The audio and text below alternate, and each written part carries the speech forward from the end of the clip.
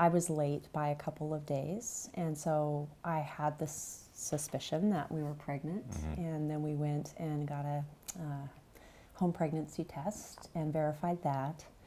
And of course, we still were in such shock that went to Planned Parenthood and had an official pregnancy test done just to verify it, and found out yes, it's positive.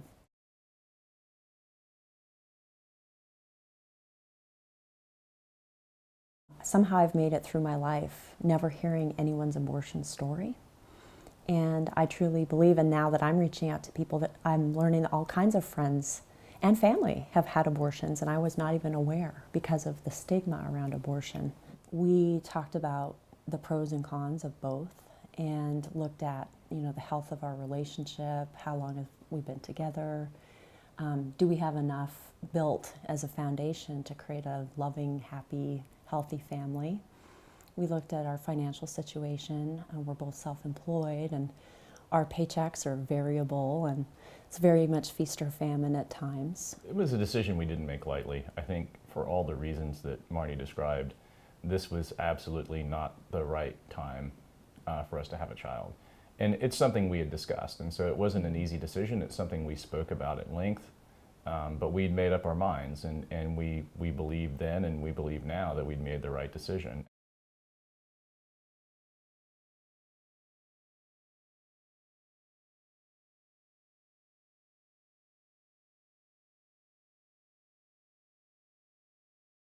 I knew pretty much nothing about the law.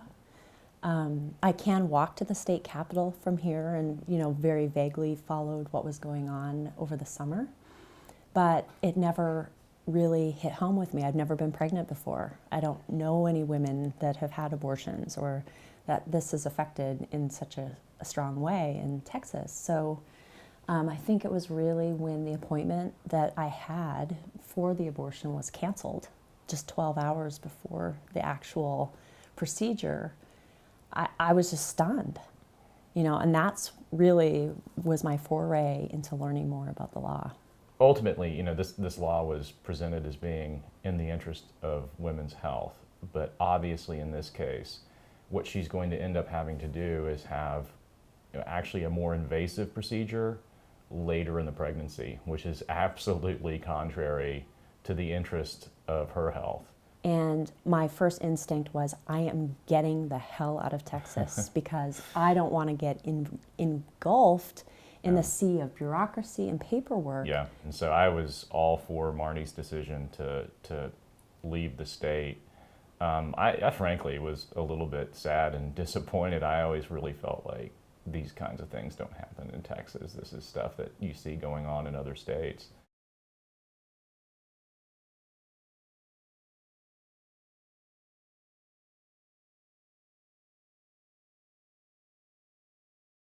There's, 2 doctors in the entire city that have the abortion privileges per the new law.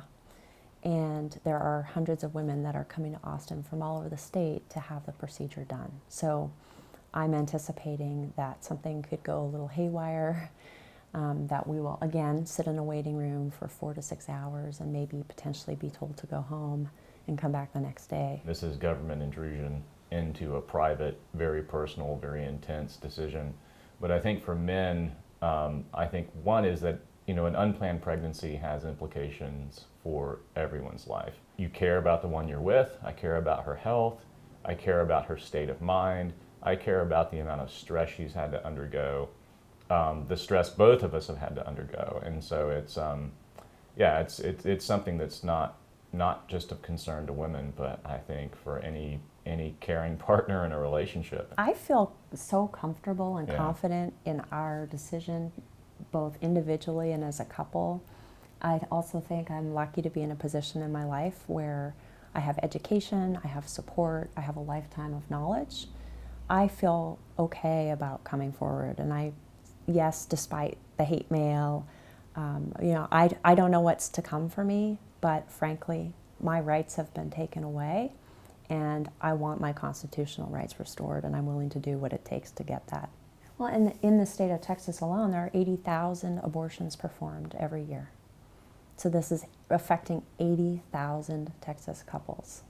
And I would ask, in a state that is trying to legislate a pro-life approach, what other things is the state doing to advocate or provide services or infrastructure for pro-life?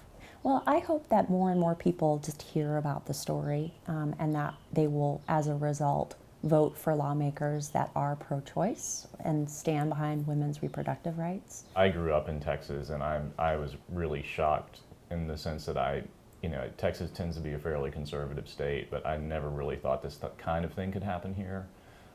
What I hope would come out of this is that I think there are a lot of people who were in the same position that we were, where we would see this stuff from a distance, see this stuff going on down the road in the legislature, and feel like it was kind of ridiculous, abstract, kind of political theater, things that people did to further their political careers and shore up their political base, but something that didn't have the kind of severe practical impact that this has had on our lives, and that people realized that, like, no, this is actually fiendishly clever way to prevent access to fundamental basic health care. Mm-hmm. Mm-hmm. Yeah, it's been a real wake-up call for us, and I think to other people also.